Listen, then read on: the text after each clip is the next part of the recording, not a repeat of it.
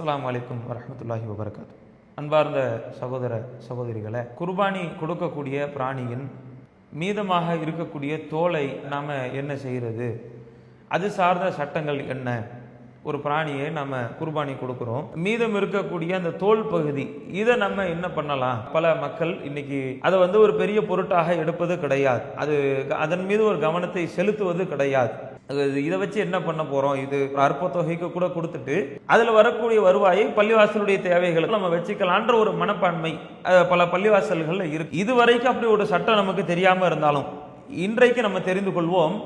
தோல் சார்ந்த சட்டங்கள், தோல்களை என்ன செய்வது, அது சார்ந்த சட்டத்தை ரசூலுல்லாஹ் நமக்கு தெளிவுபடுத்துறாங்க. அலி ரலியல்லாஹு அன்ஹு அறிவிக்கக்கூடிய புகாரில் 1716வது செய்தி.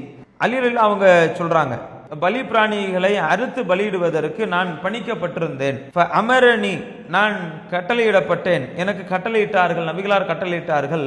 கசம்து லுஹுமஹா, அதனுடைய இறைச்சியை நான் பங்கிட்டேன். சும்ம அமரணி, பிறகு எனக்கு சொன்னார்கள், கசம்து ஜிலாலஹா வ ஜுலூதஹா. ஜிலாலுன்னு சொன்னா அதனுடைய சேனங்கள், சேனம்னா ஆடு மாடுகளை கட்டி போடக்கூடிய கயிறு இருக்குல்ல, பிடித்து இழுக்கக்கூடிய கயிறு, இந்த கயிறுகளையும் ஜுலூதஹா தோள்களையும் அதையும் பங்கிடுவதற்கு, எப்படி தர்மமாக விநியோகம் செய்யக்கூடிய கரியை எப்படி நாம தர்மமாக விநியோகம் செய்கிறோமோ, ஏழைகளுக்கு அது சென்று சேரக்கூடிய ஒரு பொருளாக இருக்கிறதோ, அதே போன்றுதான் அந்த ஆடு மாடை அறுத்து மீதமாக இருக்கக்கூடிய தோலையும் சேனங்களையும் கயிறுகளையும் என்ன பண்ணணும், அதையும் தர்மமாக ஏழைகளுக்கு கொடுத்து விட வேண்டும்.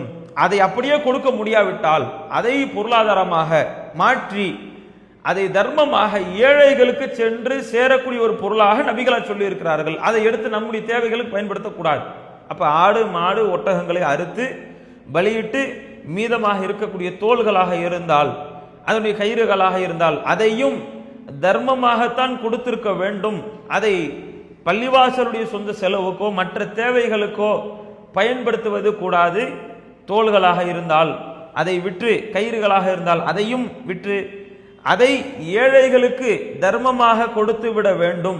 அதை பொருளாதாரமாக மாற்றி அல்லது வேற ஏதோ தேவையாகவோ எப்படியோ அது ஏழைகளுக்கு மட்டுமே சென்று சேரக்கூடிய ஒன்று என்பதை இந்த செய்தியின் வாயிலாக நாம் தெரிந்து கொள்கிறோம். இதன் அடிப்படையில் நம்முடைய குர்பானி கிரிகைகளை நாம் அமைத்துக் கொள்வோமாக. அல்லாஹு அக்பர், அல்லாஹு அக்பர்.